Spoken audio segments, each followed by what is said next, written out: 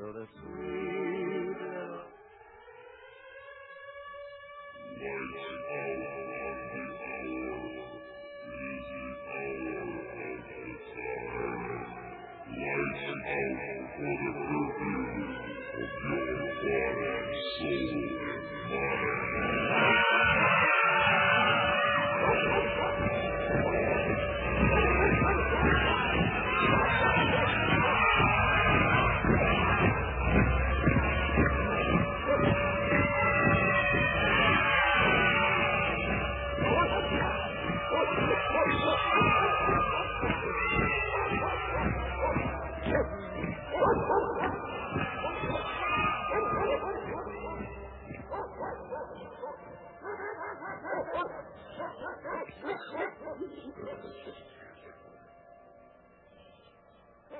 You're listening to the Hour of the Time. I'm William Cooper.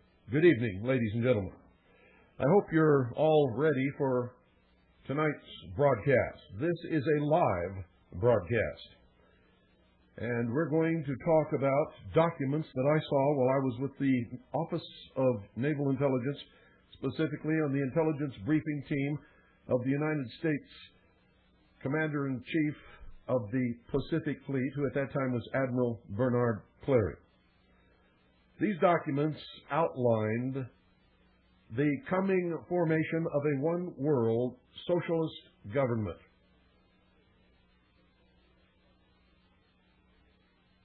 There were many different aspects to this plan.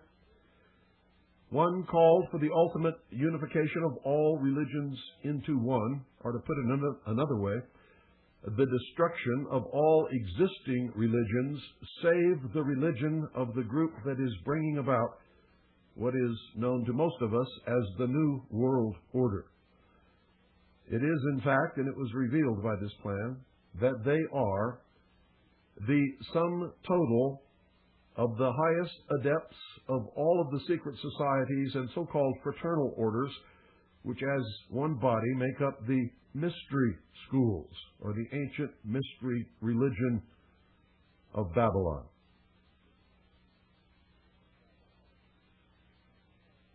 This plan called for the creation of an external, artificial, and I stress that word artificial, threat to this earth. The entire ufology movement, ladies and gentlemen, is a creation meant to bring that about. Don't go away. I'll be back in just a couple of minutes, and we will continue.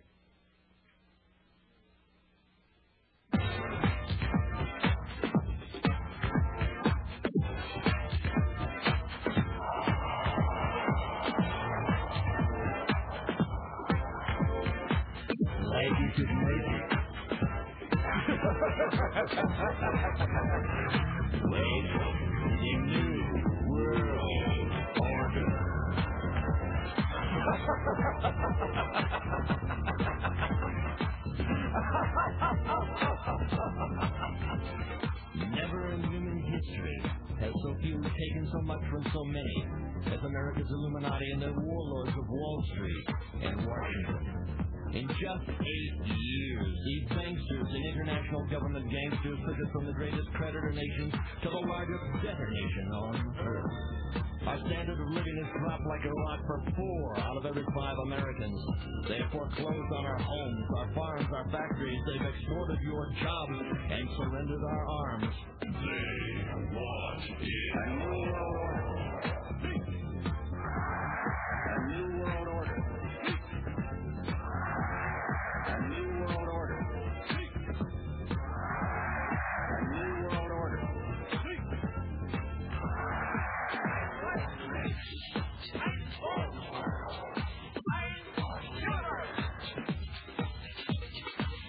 The Illuminati wants you to be a slave from birth to grave. The banksters own the Federal Reserve. It's private. They own it. It's neither federal nor a reserve. The cashiers make that fiat funny money stuff you call dollars for 2 pennies. They lend it back back to us at full face value, then charge you interest. You get the debt, they get the interest. They get the gold, you get the shell. They want is a new world order. A new world order. A new world order.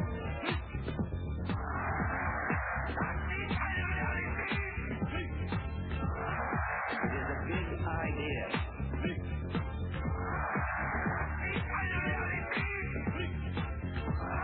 It is a big idea. A new world order. Yes, ladies and gentlemen, there is a plan to bring about a new world order, and a lot of the things that you see happening in the world today are a direct result of action taken to complete that plan. Now, many of you aren't going to believe a word that I'm saying, and that's okay. You will find out eventually, I can assure you. And just as a little aside here, over the years that I've been warning people about this and teaching people the truth about what's really going on, I have made probably 200 or 300 predictions. I've only been wrong once.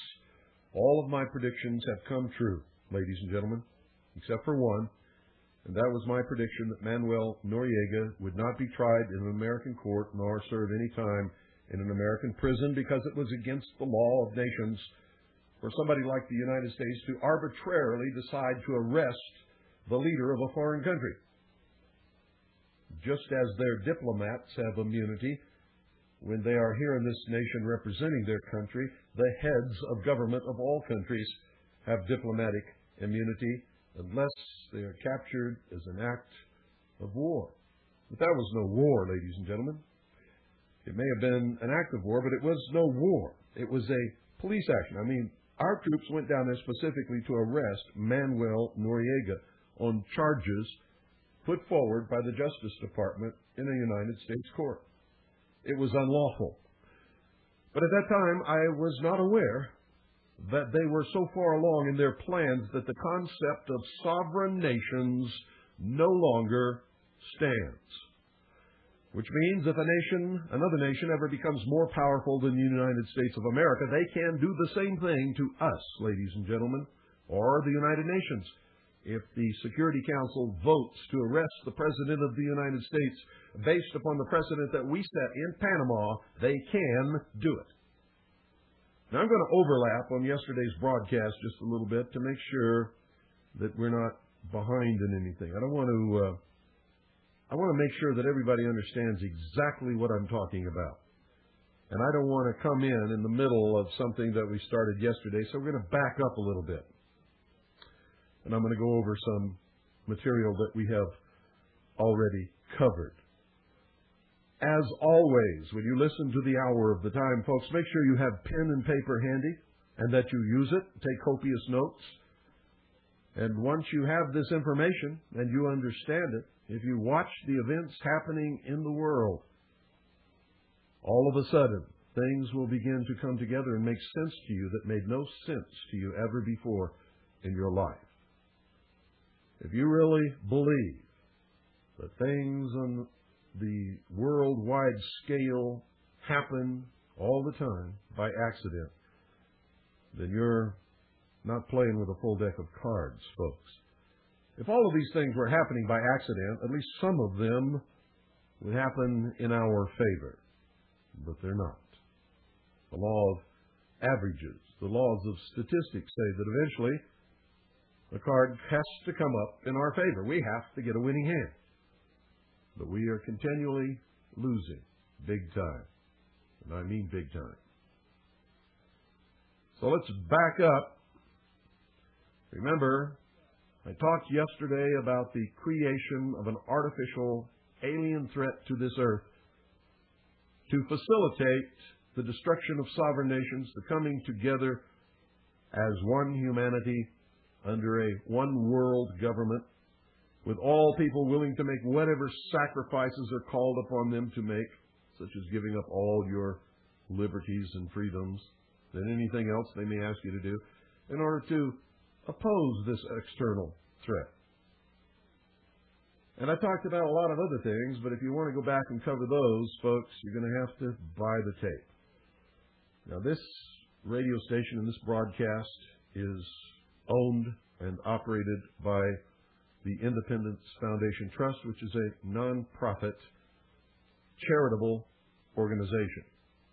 So if you want to find out how to acquire the tapes of any broadcast of the hour of the time, write to Harvest Trust. That's Harvest Trust. P.O. Box 2470, Pine Top, Arizona 85935. That's Harvest Trust, P.O. Box 2470, Pine Top, Arizona 85935. Or you can call 520-333-4578. We now continue with today's broadcast. In order to make interstellar travel believable, which nobody was buying, nobody understanding the vast distances in space could even remotely conceive that somebody from some other star could make the journey from their planet to here. Not only that, but nobody could understand how they could find this planet or even want to come here, given the billions and billions of choices that there are in the universe. So in order to make this believable, which absolutely had to occur for this scam to be swallowed by the people of the world, NASA, the National Aeronautic and Space Administration, was created. The Apollo space program, ladies and gentlemen, foisted the idea that man could travel to and walk upon the moon.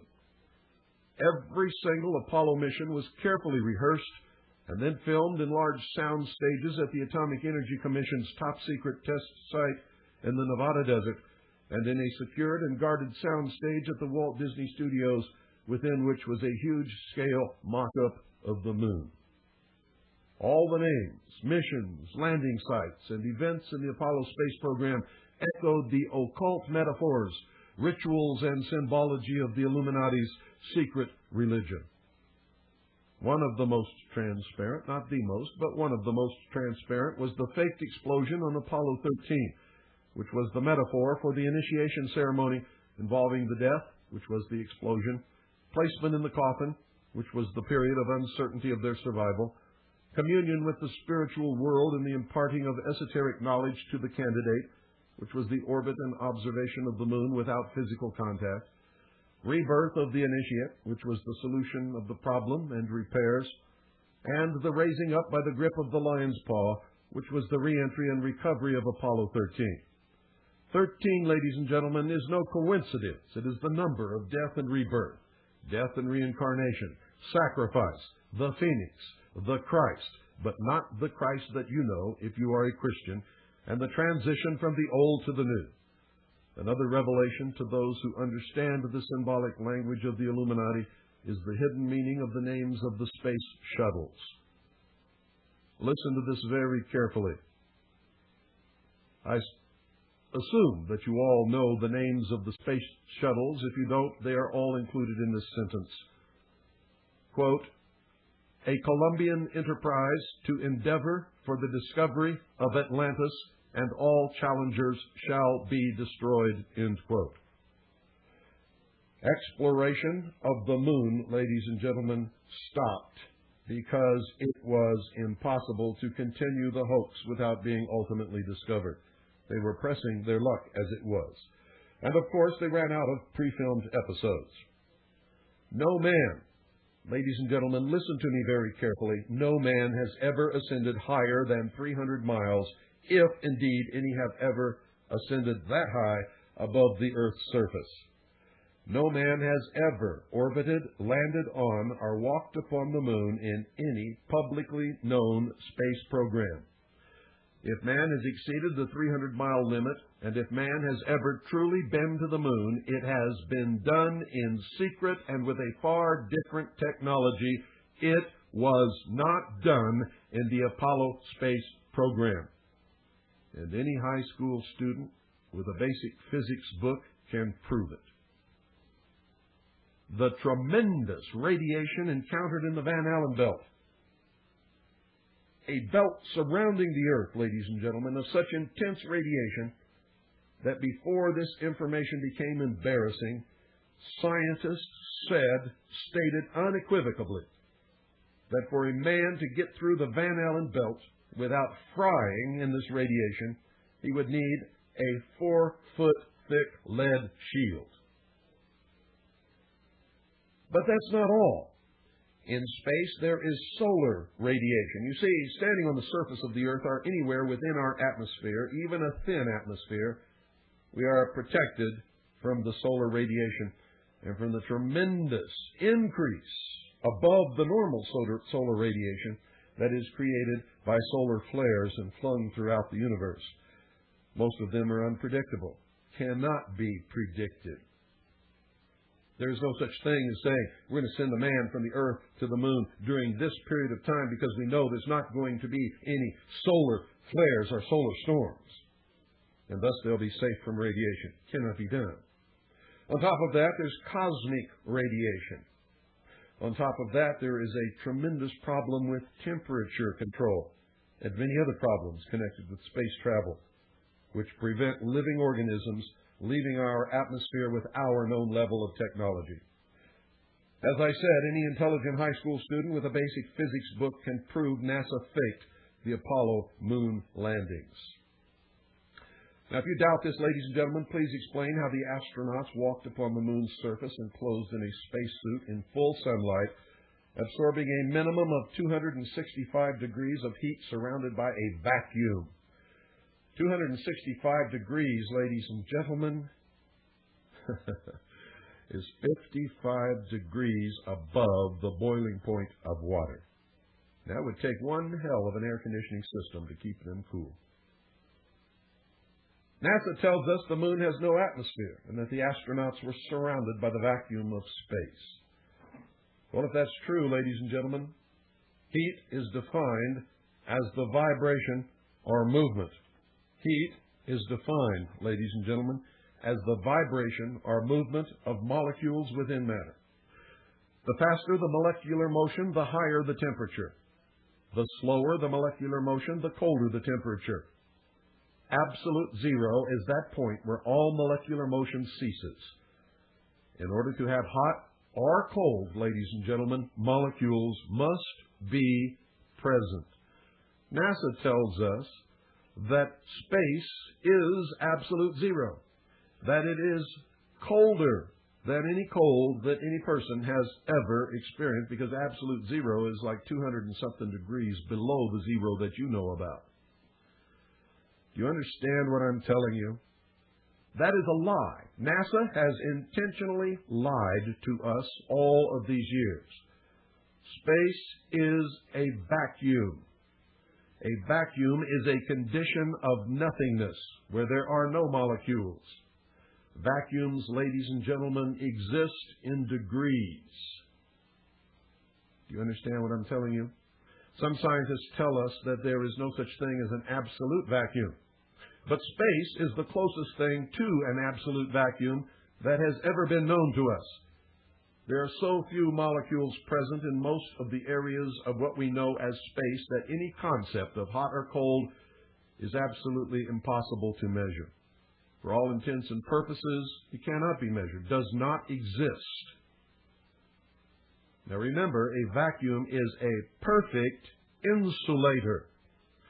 That's why a thermos bottle or a vacuum bottle is used by all of you to store your hot or cold liquids in order to maintain the temperatures for the longest time possible without reheating or recooling. Same thing in space, ladies and gentlemen. Space is a perfect insulator. It is not cold. However, an object in space can be heated by the radiant heat of the sun, which can travel through a vacuum, although it does not affect the vacuum. Remember, for something to be heated or cooled, there must be molecules present. Radiation of all types will travel through a vacuum, but will not affect that vacuum. radiant heat from the sun travels through the vacuum of space but does not warm space. In fact, the radiant heat of the sun has no effect whatsoever until it strikes matter. Molecular movement will increase in direct proportion to the radiant energy which is absorbed by matter. The time it takes to heat matter exposed to direct sunlight in space is determined by its color, its elemental properties, its distance from the sun, and its rate of absorption of radiant heat energy. In other words, an object in space will absorb the radiant heat energy of the sun and will be heated until its temperature becomes equal to the radiant heat that it is absorbing. The side of the object that is in shadow will not be cooled by the so-called, quote, cold of space, end quote, NASA's lie that it has perpetrated for all of these years. It does not happen.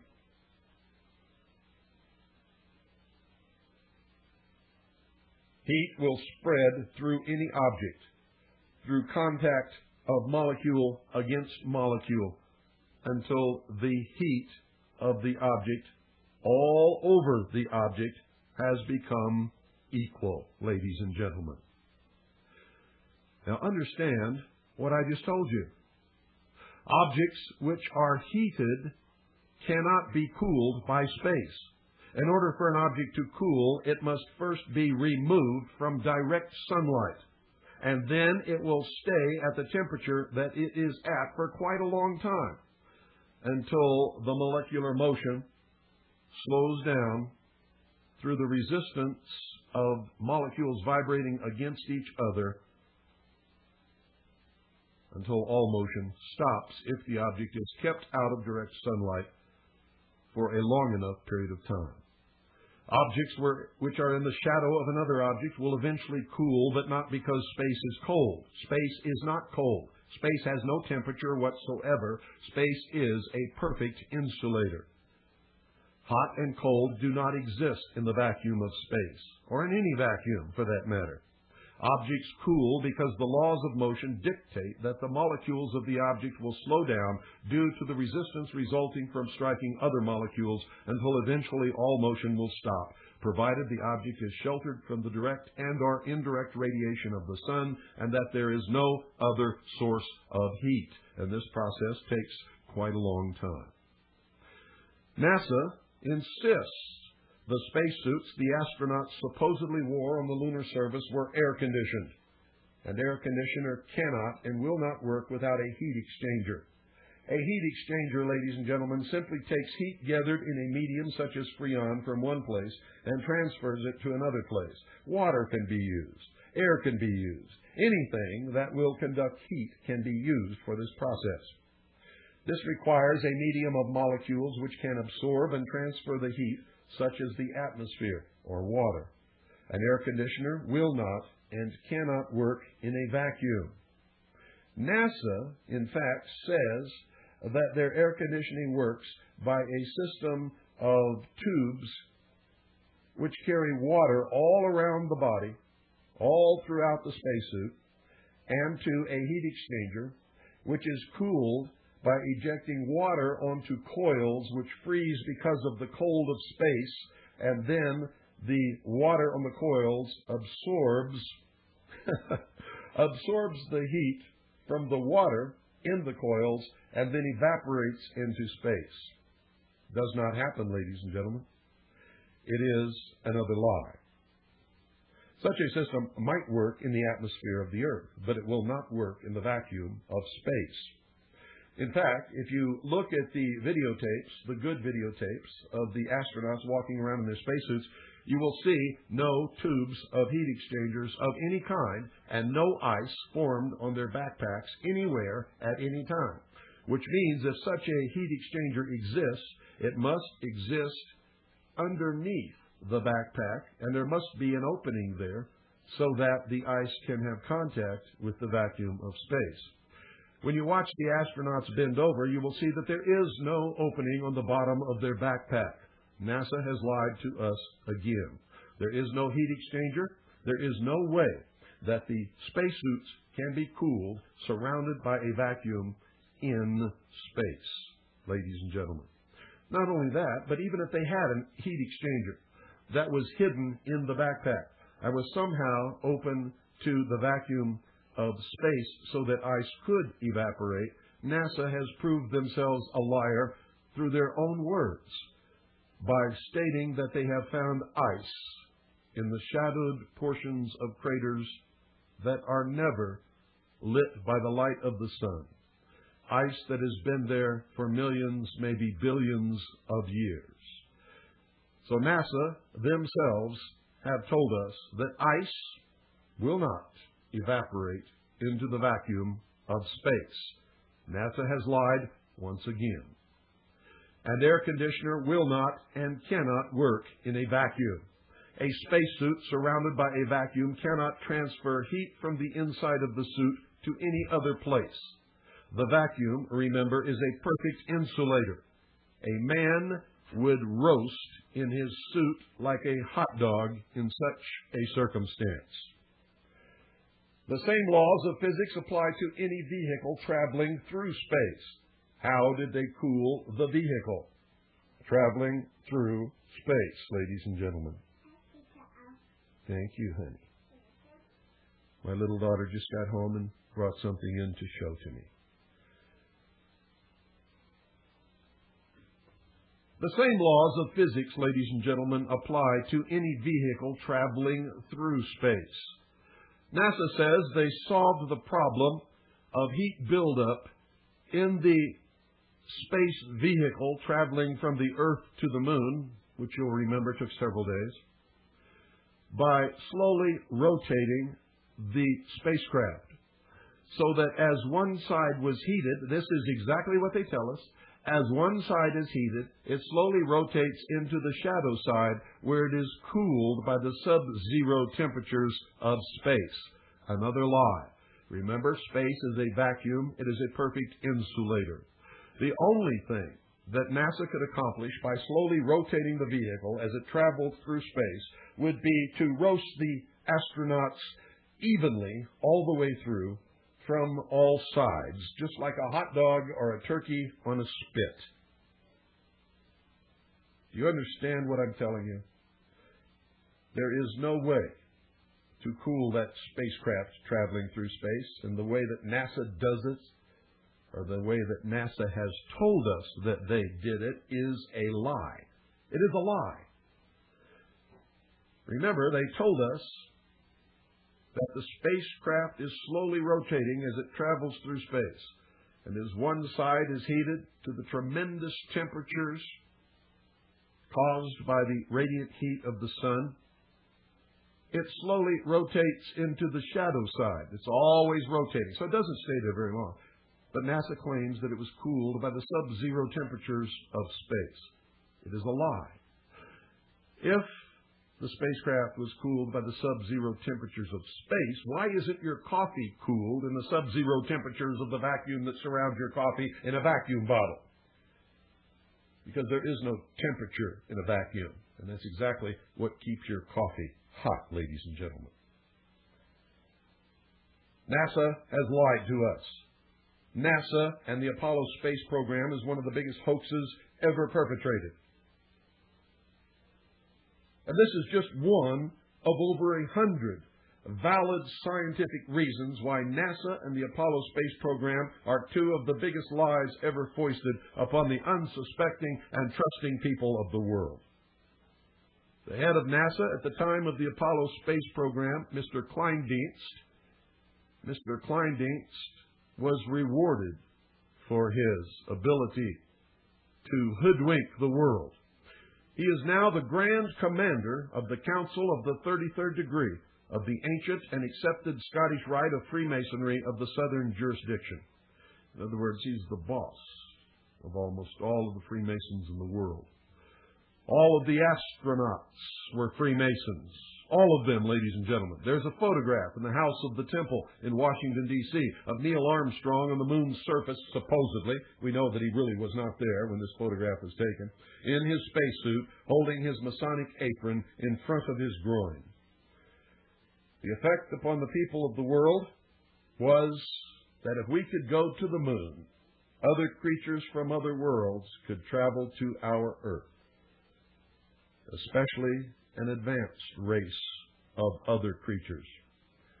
The escalation of the artificial alien threat scenario since that time has been and continues to be extremely obvious.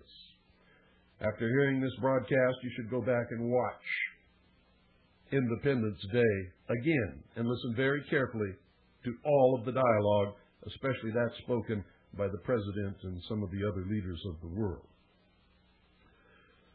A result, ladies and gentlemen, of the Genome Project at Los Alamos National Laboratory, the recent success of cloning and advances in biochemistry will produce laboratory-created creatures that will ultimately be presented to the people of the world as extraterrestrial in origin. The only reason an extraterrestrial has not been presented to humanity is that they have not yet succeeded in making one that is believable. For an in-depth explanation of this artificial alien threat scenario, read the report from Iron Mountain, The Probability and Possibility of Permanent Peace. The whole scenario is outlined in that study. A propaganda decoy has been presented by socialist change agents known to you as William Moore, Jamie Chanderay, and Stanton T. Friedman. It is called Operation Majestic 12. It has succeeded in leading the sheeple, especially the ufologists for a while anyway, away from the truth by presenting the artificial alien threat as a government cover-up, and that aliens are real. Most of the well-known ufologists and so-called UFO researchers are Illuminati socialists, are government change agents operating in furtherance of propagandizing the American people. Ruby Ridge, Waco, the attack against patriots and militias and other acts of aggression against the American people who might discover and combat this fraud are acts of war. They are designed to demonize fundamentalist Christians, Jews, Muslims, members of the Mormon Church, other religious fundamentalist organizations, the lawful constitutional militia described in the statutes and the United States Code, and anyone else who might fight in defense of the Constitution and our liberty and freedom. These terrorist acts deliver a message to the American people and to the people of the world that any opposition to the new world supra-government will be met with overwhelming force and the complete genocide of the enemies of socialism. The World Trade Center bombing, the bombing of the Oklahoma City Alfred P. Murrah Federal Building, and mass shootings by mental and ex-mental patients of large numbers of men, women, and children in Stockton, California, and the most recent one, were and will continue to be intentional acts of war designed to spread terror and a feeling of helplessness. Most of the ex or current mental patients who have perpetrated these acts are in fact innocent victims of mind control projects that are in activation to further the interests of this socialist new world order. In my book, Behold a Pale Horse, I predicted that the first major terrorist attack upon the United States would take place in New York City. I was correct. I said that it would not stop there, and I've said on this broadcast that it would not stop there, that it would spread, and that these attacks and these shootings would continue until the American people get down on their knees and beg their slave masters to disarm them so that they can be more easily and more quickly enslaved. And the sheeple are following for it, hook, line, and sinker. In fact, ladies and gentlemen, and it is a fact, the FBI, the Federal Bureau of Investigation, orchestrated the attack upon the World Trade Center, teaching the terrorists how to drive the van. They taught the terrorists how to build the bomb. They placed it in the building and detonated the bomb. One of the Federal Bureau of Investigation informants attempted to secure permission from the FBI to substitute inert ingredients for the bomb so that no one would be injured. but the Federal Bureau of Investigation agent in charge denied the request. The informant tape recorded every single one of his conversations. That's right, it is a combination. He recorded all of his conversations with the FBI, and a full transcript of the tapes were printed in the New York Times. The judge refused to allow the tapes to be presented in court in defense of the FBI informant. Confederate would be a much better word. The attack on the Alfred P. Murrah Federal Building was designed to affect the heartland. It was designed, ladies and gentlemen, to affect the heartland so that no one in the nation will feel safe. These acts, in the manner of Hegel's dialectic, are leading to a need for the elimination of the rights of individuals and the disarmament of all peoples so that the world's super-government can step up to provide the solution, which will be artificial safety and security from terrorism, something that no one can ever guarantee. But the sheeple will believe it. Thesis against antithesis equals synthesis. The Omnibus Counterterrorism Act, which followed, gave the President the power to arrest, imprison, and/or deport any political opposition without trial, without habeas corpus, and without explanation of any kind. It, in fact, gave him the power to name any group a terrorist group, thus setting the stage for the arrest, detention, imprisonment without benefit of habeas corpus, without benefit of any kind of trial, with a possible result of deportation to a foreign country, and without explanation to anybody, by anybody. And I'm here to tell you, if these acts of terror do not succeed, there will be more bombings. There will be chemical or biological attacks. They will escalate in the destruction, maiming, and killing of men, women, and especially children. As a last resort, if all else fails, the Illuminati are prepared, and I'm going to tell you this again so that you understand it, as a last resort, if all else fails, believing completely that the ends justify the means, the Illuminati are prepared to detonate an atomic weapon in a large American city such as New York, Chicago, or Los Angeles. A war may be promulgated in the Middle East in order to provide the excuse needed to explain terrorist attacks upon the United States of America to the American sheeple in order that they will accept personal disarmament in the interest of peace and security. Now listen to this closely, and if you don't believe it, you check it, because all the documentation is in the public domain. Most of it has already been admitted by the United States government and has been published in the major newspapers of the nation. Saddam Hussein was trained by the Central Intelligence Agency. Saddam Hussein was put in power in Iraq by the Central Intelligence Agency under George Herbert Walker Bush, who later became the President of the United States of America, and led the United States in a war called Desert Storm against Saddam Hussein and Iraq, making sure that no harm came to Saddam Hussein. The United States armed Iraq and gave Saddam Hussein the technology and scientific knowledge to create weapons of mass destruction. Saddam Hussein functions as the big boogeyman of the world, or the Antichrist, if you will, and the stage was set in a film narrated by the same man who on the Mercury Theater presented The War of the Worlds in 1938, called The Late Great Planet Earth, in which an Antichrist was presented as a man from the Muslim world. Incredibly, ladies and gentlemen, in this film, he looks exactly like Saddam Hussein. Saddam Hussein functions as the Antichrist, or the big boogeyman of the world, so that the United Nations can cement its authority over the so-called sovereign nations, which, by the way, are not sovereign anymore. And that is why Saddam Hussein was not killed during the Gulf War, and that's why he won't be killed in any future Gulf War. His purpose is to function as an Antichrist to create terror in the minds of the sheeple of the world. The answer, of course, will be the destruction of national sovereignty worldwide the establishment of a one-world socialist government under the United Nations, disarmament of all nations, and the establishment of a world police force.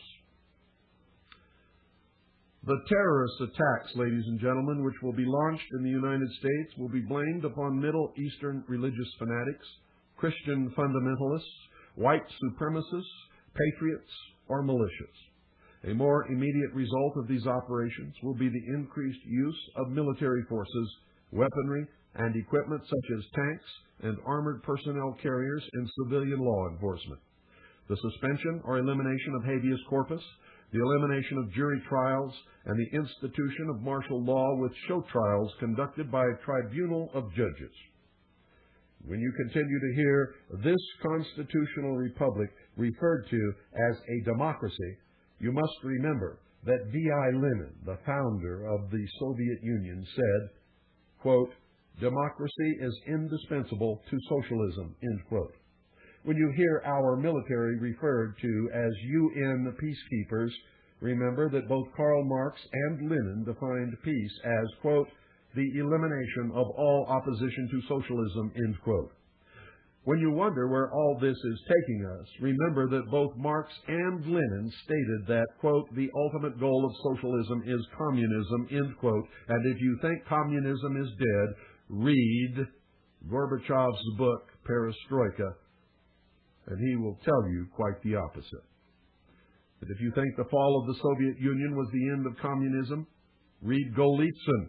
And believe me when I tell you that the highest-ranking communist mole in the Central Intelligence Agency was James Jesus Angleton. The Turner Diaries, ladies and gentlemen, were actually written by the Central Intelligence Agency prior to 1972. The concept of leaderless resistance was promulgated to enable easy destruction of any resistance to the world's super-government. Small, scattered units without a concerted tactical plan and a solid, reliable command structure will be defeated in a very short period of time. No such movement could ever effect the necessary political control to restore order and reinstitute government of any kind, even if they managed to win the war. Now let me say that again so that it sinks through some of the thick heads out there. The concept of leaderless resistance was promulgated to enable easy destruction of any resistance to the world's super-government. The Turner Diaries also branded anyone who used such a tactic as racist terrorists. Small, scattered units without a concerted tactical plan and a solid, reliable command structure will be defeated in a very short period of time. No such movement could ever effect the necessary political control to restore order and reinstitute government of any kind, even if they managed to win the war. Many of the so-called patriot leaders, such as Lieutenant Colonel James Bogreitz, Mark Kornke, John Stadtmiller, Kurt Saxon, and many others, are actually change agents of Illuminati socialism or the intelligence community. World War III is being fought now. It is being fought with information warfare using very sophisticated mind control techniques, propaganda, disinformation, intimidation, fear, and manipulation. It is, in fact, a usually quiet war being fought mostly with silent weapons. But before long, ladies and gentlemen, I guarantee you it will become very loud and very destructive. Ordo ab chao dictates that the old order be completely and thoroughly destroyed before the new order can be established. How do they do this? Well, many of you follow some of these change agents, believing that they're on your side, looking up to them as heroes, thinking that they're telling you the truth. But, ladies and gentlemen, nothing could be farther from the truth. One of the greatest Trojan horses ever presented to the American people has been Lieutenant Colonel James Bogreitz. Now, this is written by Bogreitz. Nothing is invented here. I'm going to read you a letter that he wrote in response to an editorial printed in the Hartford Advocate This letter was written by Bogaerts to the Hartford Advocate as a reply. And I'm only going to read you the portions of it that apply to this broadcast because it's a long, long letter. He says, quote, "The 17 October edition of the Hartford Advocate's Conspiracy of Hate was indeed just that, but devoid of fact.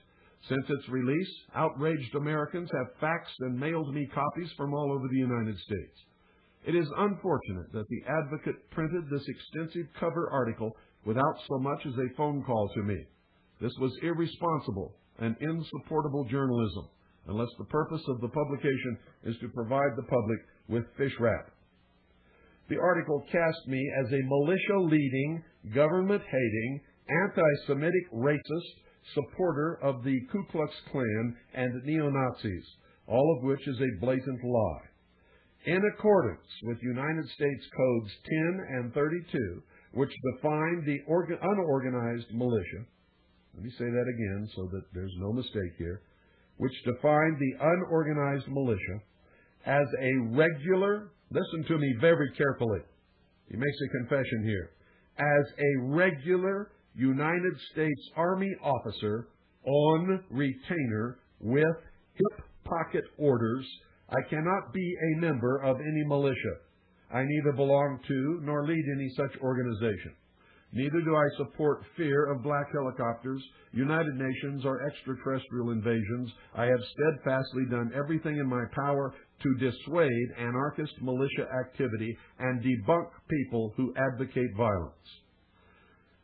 Now, what's important there, ladies and gentlemen, is that he has been telling us for years that he resigned his commission as a regular United States Army officer. He lied. Here he admits he is a regular United States Army officer on retainer with hip pocket orders, which means, ladies and gentlemen, he is an undercover agent of the United States government. He has lied about his religion. To Pete Peters, he said he was a member of the Christian Identity Church. Do you know what that means, ladies and gentlemen? That's British Israelism. Those are the people who believe that they are the true Israel and that every other race is inferior to them and that they are destined to rule the world. Brights goes on to say, quote, "I am a member of the Jewish Defense League's San Francisco chapter. I believe the fate of America is linked to Israel. For that reason, I am a long-time The Forward subscriber." Now, if you don't know what the Jewish Defense League is, ladies and gentlemen, it is a militant, racist arm of international Zionism. It is not a normal Jewish organization. Most Jews in this world are just like all other people. They don't know what the hell's going on any more than any of us ever did before we did our research or before, like me, got placed in a position where we discovered it and then spent many years researching to find out what it all meant. He says, quote, "I am a member of the Jewish Defense League's San Francisco chapter," end quote. This is the same man who told the people in Sedona, Arizona, that he's tried all the different churches and never found one that he could believe in. I bet he didn't tell that to the church that he's been a member of for many years, the Church of Jesus Christ of Latter-day Saints. One day on his radio program, he even told everybody that he had left the Mormon Church, didn't want to be a member of it anymore, didn't believe in its religion, and then began on the radio talking about how he had sent his son for past life regression and how he believed in reincarnation and all of the New Age movement things. This is how he trolls for people to follow him. Whoever you are, he will be whatever you are in order to get you to follow him so that he can find out who you are and what you're doing and where you live, so that when all this comes down, anyone who would dare fight against the New World Order can be rounded up and imprisoned. And when the key is turned in the lock, it will be Lieutenant Colonel James Bogaerts who turns that key. If you read the letter, and you can find it on my webpage, harvest-trust.org, that's harvest-trust, military.org. When you read the letter to the editor, written by Lieutenant Colonel James Bogreitz, please note the admissions contained therein. He states that he became a cadet in 1953 and entered active Army service in 1957. He admits that he is now, at this time, as I speak, a regular United States Army officer on retainer with hip pocket orders. In other words, he is an undercover agent of the United States government. Yet he has claimed on many occasions that he resigned his commission. If he had resigned his commission, as he has claimed, why is he always in uniform and or pictured in uniform? You want to know? Because most of the sheeple are suckers for a uniform and a chest full of ribbons. Greitz is working for the Department of Defense and the United States government right now. He admits membership in the Jewish Defense League. He openly admits that he is a Zionist. He has claimed to be a Mormon, Christian identity, Christian, and during one memorable moment while lecturing in Sedona, Arizona, Greitz claimed to have tried all religions, but had never found one in which he could believe. There is nothing, folks, listen to me, there is absolutely nothing wrong with being in the military or with being a member of the Jewish Defense League. There is, however, a great deal wrong with lying to the American people. There is nothing wrong with being a member of the Mormon Church. There is nothing wrong with being a member of the Christian Identity Church. There is nothing wrong with being an atheist and saying that he's never found a religion that he can believe in, if that is true and if he's being honest with everybody. I believe in freedom, and we all have the freedom to belong to whatever organization or whatever church we want to belong to. And I have served in the military service of the United States of America, first in the Air Force and then in the Navy. So understand that I am not criticizing him for these things. What I am criticizing him for is lying to the American people, repeatedly lying over and over and over again, while all the time he is a paid undercover agent of the United States government, by his own admission. Now, Zionists believe they are a superior race, chosen by God to rule the world in a one-world government with the capital in Jerusalem. Zionists believe all other people are inferior. Zionism is Christian identity, British Israelism, and a radical branch of Judaism. Most Zionists are white Christians and Orthodox Messianic Jews. Most Jews are not Orthodox, are not Zionists, but are secular in their religious beliefs. Harvest Trust, over the years, in our investigations, have determined that Greitz is a 32nd degree Freemason of the Scottish Rite of Freemasonry of the Southern jurisdiction. His photograph appeared on one of the covers of a very prominent Patriot magazine. On his hand, he is wearing the ring of the 32nd degree of the Scottish Rite of Freemasonry. He is an FBI informant. When he was called to help the FBI at Ruby Ridge, he was called by the FBI and was working for the FBI and wore a wire the whole time in every conversation that he had with Randy Weaver. He is an active undercover agent for the Special Operations Group of the Department of Defense as an integral member of a project called Trojan Horse. Now remember, you heard all this from William Cooper years ago. And you're hearing it again because now we have it in his own words in a letter that he wrote, which we got off of his webpage. And just to make sure that we were doing the right thing, we got a copy from the newspaper, which he wrote it to and who printed it on their editorial page. World War III is being fought now. It is being fought with information warfare, using very sophisticated mind control techniques, propaganda, disinformation, intimidation, fear, and manipulation. It is, in fact, a usually quiet war being fought mostly with silent weapons. But before long, it will become very loud and very destructive. Ordo ab chao is the motto of the higher degrees of this order, and it dictates that the old order be completely and thoroughly destroyed before the new order can be established. A one-world socialist government is the stated and avowed policy of the United States government. The United States created the United Nations. The United States State Department wrote the policy in the document known as State Department Publication 7277, which includes an introduction by President Truman, 33rd degree Freemason, which admits the United States government's world government policy. State Department Publication 7277 outlines the merger of the military of the United States with the military of the Eastern Bloc nations as a world peacekeeping force under the United Nations as the ultimate goal of the foreign policy of the United States of America. I didn't make any of this up, and everything that you have been told on yesterday's broadcast and today's broadcast is thoroughly documented. NATO is a part of the United Nations and was created under its auspices according to the United Nations Charter. The Warsaw Pact was a part of the United Nations and was created under its auspices according to the United Nations Charter. The Cold War was a scam which allowed both governments to levy large taxes which were used to develop the technology and experiment with techniques which will be combined to control the population of the world. The inclusion of Warsaw Pact nations as new members of NATO is the initial stage of Phase 2 of the merger of forces outlined in State Department Publication 7277, which will become the World Police Force under the United Nations. President Kennedy presented the plan to disarm the nations and people of the world to the United Nations. The United States planted the seed of an European Union, nurtured that idea, and has supported its formation.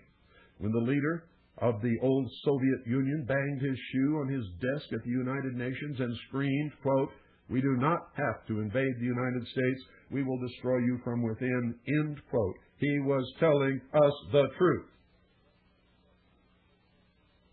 The progression of accomplishments toward the completion of the plan to implement one world socialist totalitarian government is guided and controlled by the hierarchy of the Illuminati and the groups known as the Council on Foreign Relations, the Trilateral Commission, the Bilderberg Group, the Round Table Group, the Royal Institute of International Affairs, and many others, including the Illuminati in government and industry, who are members of the Supreme Council of the 33rd degree of the ancient and accepted Scottish Rite of Freemasonry of the southern and northern jurisdictions.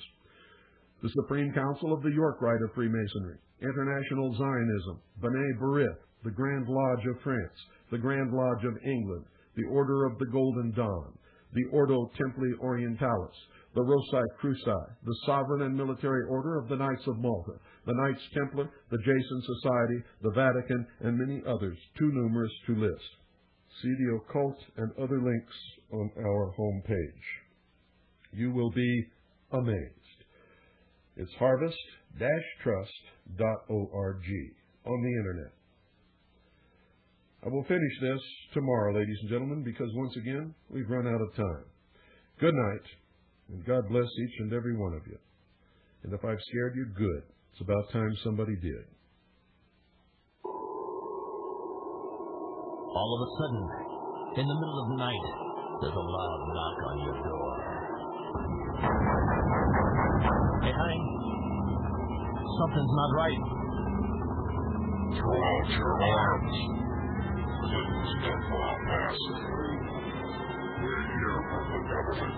We're here to help you. And I'm from the IRS with authority to tax. If you got a complaint, pay us back. Get out of this house. Surrender your guns. Give me your gold. You can obey if you want to come home. Answer your step and do what you're told.